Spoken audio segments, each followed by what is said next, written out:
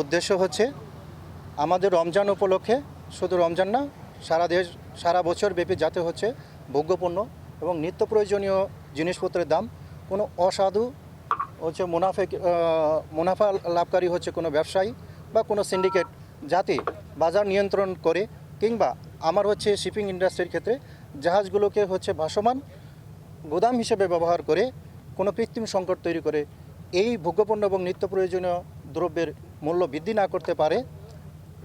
ভোক্তারা যারা সাধারণ জনগণ যাতে তাদের ক্রয় ক্ষমতার মধ্যে তাদের ভোগ্যপণ্য এবং ভোজ্য তেল এগুলো ক্রয় করতে পারে। এই জন্যই আমাদের এই অভিযান, যেগুলোতে পাওয়া যাচ্ছে।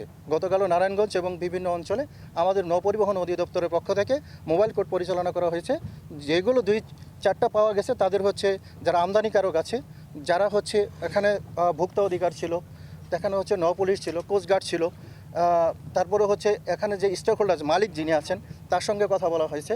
আমরা শুধু এখানে যা আসছি শুধু পরিদর্শন করছি না, আমরা বিভিন্ন স্টেক হোল্ডার যেমন আমদানিকারক, তারপরে মালিক প্রতিনিধি, মালিকদের সংগঠন, আপনারা শুধু ভোজ্য তেল, আমরা শুধু লাইটার বেচেন না, আমরা ভোজ্য তেলগুলো দেখবেন যে ট্যাঙ্কারের মাধ্যমে দেশের বিভিন্ন প্রান্তে যাচ্ছে, আমরা সেগুলো দেখছি এবং সেগুলো দেখছি। আমরা নিয়মিত প্রত্যেক দিন সকাল থেকে সন্ধ্যা পর্যন্ত এই কাজ করে যাচ্ছি। আপনাদের এই জন্য সহযোগিতা চাই। সাম্প্রতিক সময়ে মূলত মাদার ভেসেলগুলো থেকে যে সমস্ত খাদ্যবাহী এবং ভোজ্য তেলবাহী জাহাজগুলো বন্দরে থাকে তারা যাতে সেখান থেকে পাচার না করতে পারে এবং দ্রুত পণ্য খালাস করে আমাদের লাইটার জাহাজ যেগুলো আপনারা দেখছেন খালাস করে যাতে পরবর্তী তাদের যে গন্তব্য রয়েছে, হোক সেটা ঢাকা বা বরিশাল বা চাঁদপুর বা চট্টগ্রামের বিভিন্ন জায়গায় যেতে পারে, সেটার জন্য আমরা তারা মাদার ভেসেল আসার পরে সেই লাইটার ভেসেল খালাস করার পরেই আমরা তাদেরকে নজরদারিতে রাখি আমাদের জাহাজ দিয়ে এবং আমাদের বোট দিয়ে আহরণ করে। আমরা মাস্টারদের সাথে কথা বলি কবে জাহাজটি এসেছে, তাদের গন্তব্য কোথায়, তারা কোথায় পণ্য খালাস করবে এবং তাদের কত সময় হয়েছে।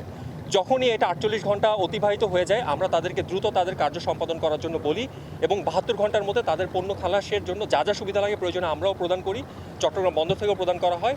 তারা এটা নিয়ে পরবর্তী গন্তব্যে চলে যায়। এবার কিন্তু আমরা লাইটার যারা জাহাজ পরিচালনা করে তাদের থেকেও এই প্রেক্ষিতে যথেষ্ট সহায়তা প্রদান করছি।